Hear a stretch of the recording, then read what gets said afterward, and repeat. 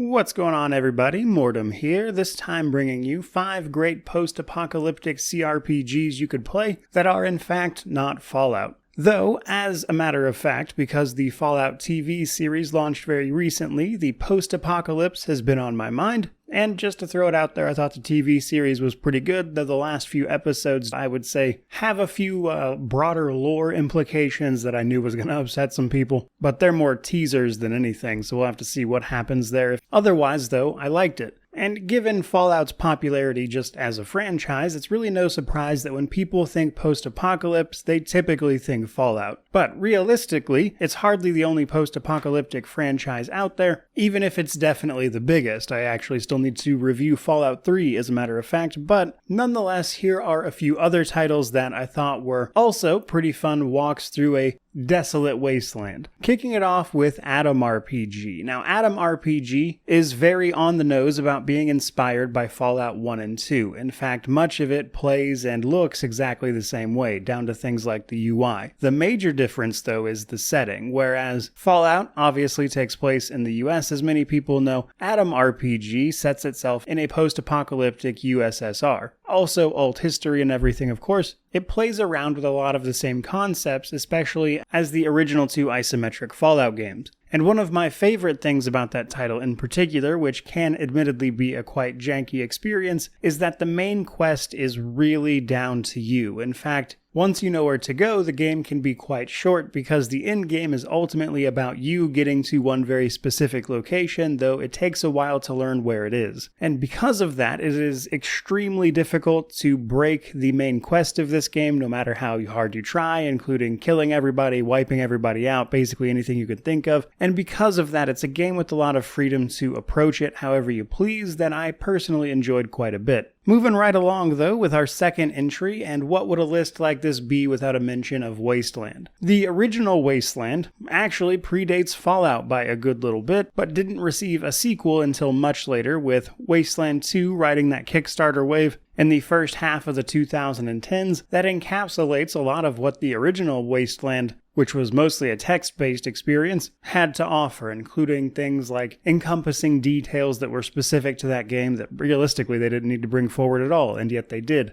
And I think that's actually important because a lot of those details are what set up Wasteland to be a bit different than Fallout, especially in tone, and that is, even within that series, a bit unique because Wasteland 2 has a very different tone from Wasteland 3. Wasteland 2 tends to be a bit more serious, and while it certainly incorporates a lot of more zany elements, Wasteland 3 leans a little more heavily into those things. Wasteland 3 in particular, though, is overall, I would say, one of the better modern RPGs you could play in terms of the CRPG genre, and it's also just a fantastic game. So, giving it its necessary due, the Wasteland series, both 2 and 3 really, are great titles worth playing. Though, switching gears a bit for number 3, we then have UnderRail. UnderRail is an interesting title, notable for its difficulty, mostly that it's just a very unforgiving game. In this one, the post-apocalypse has driven humanity underground, everyone turning the rail system into livable hubs, only for the many dark passages to be filled with all sorts of nightmarish mutated creatures that could kill you pretty easily, which makes life down here pretty dangerous, and that's before you even start accounting for all of the factions and things that have established themselves as powers within this post-apocalypse. But I would say what really makes UnderRail stand out to me is just how rewarding it can finally be to overcome the challenges presented to you, which it certainly is possible to do, but the game's not the type to really hold your hand, and thus, unless you look up things online, you're going to have to figure a lot of this stuff out for yourself, and while that can make for a challenging few hours, once you get past that, it can be incredibly rewarding to finally start moving through these areas, defending yourself and succeeding at your objectives. Combine that with some really cool lore, and I think you've got a fantastic game. And we actually are getting more of this one as the, I believe, standalone expansion, UnderRail Infusion, has been in development for quite some time, and I'm very much so looking forward to its release. In the number 4 spot, though, we then have Space Wreck, a little bit different as far as CRPGs go. This one is quite short. Realistically, I think a playthrough is probably going to run you about 5 hours, but it is incredibly replayable. In fact, depending on your choices, there are entire chunks of the game you won't see on any given run.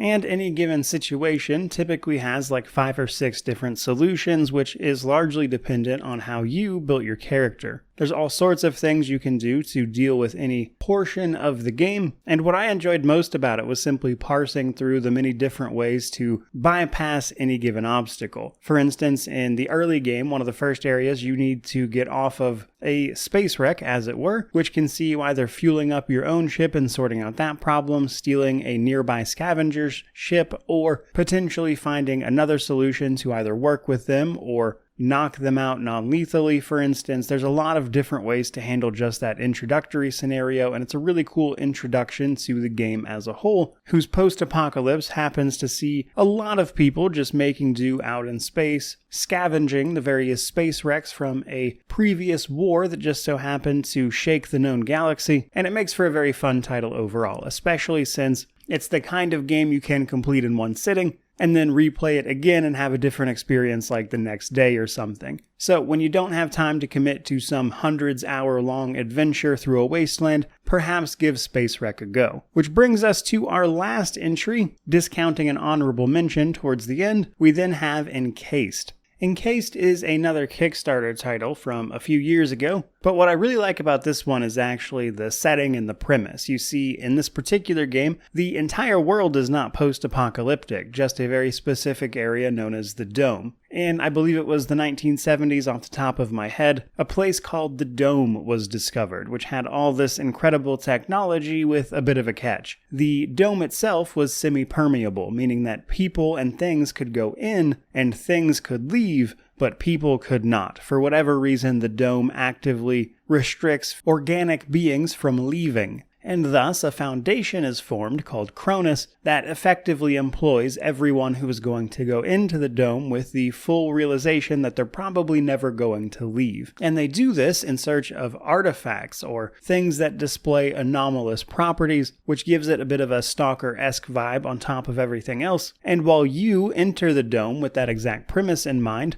the organization itself being divided up into 5 wings, which help determine what kind of character you can be, being a good example of that, things obviously go south pretty quickly, and inside the Dome becomes a bit of a post-apocalyptic wasteland that you then have to sort your way out of, in a way that also feels very reminiscent of the Fallout series, as they tend to be an homage to that series as a whole a lot of the time. And Encased, while certainly a little bit janky, sure, captures a lot of really cool things about what make a post-apocalypse great. And then you combine that with things like psychic powers that can be granted by the anomalous artifacts, a really interesting story, and the possibility of even getting yourself a home base in the form of a train that you can then use to fast travel, known as Ursula, and you've got a lot of cool mechanics. And while that brings us to the end of our initial 5 games, I do want to throw in here as a sort of honorable mention at the end, and that is actually Colony Ship, a CRPG I enjoy a great deal, and the reason I'm throwing it in the honorable mentions is simply that I don't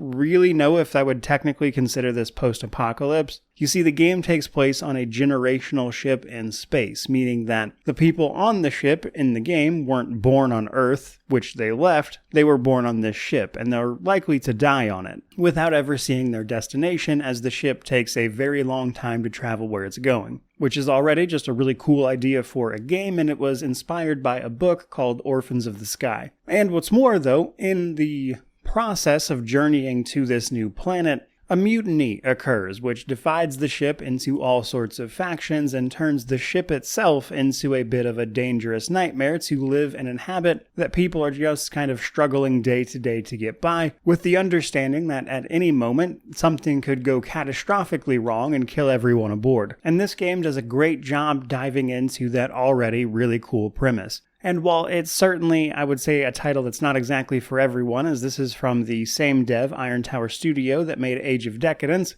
it does feature options that Age of Decadence does not that make it a little easier to get into, like a few different difficulty modes to choose from. And overall, it's just a really cool game I think people should play, but that is pretty much going to do it for this particular video. So I certainly hope you enjoyed these jaunts through their various post-apocalypses, but be sure to let me know how you feel about them individually down in the comment section below, which of course means to like, comment, subscribe, all that YouTube jazz. But regardless of any of that, truly, just thank you so so much for watching. I really do appreciate it. May you wander in wisdom and have an amazing day.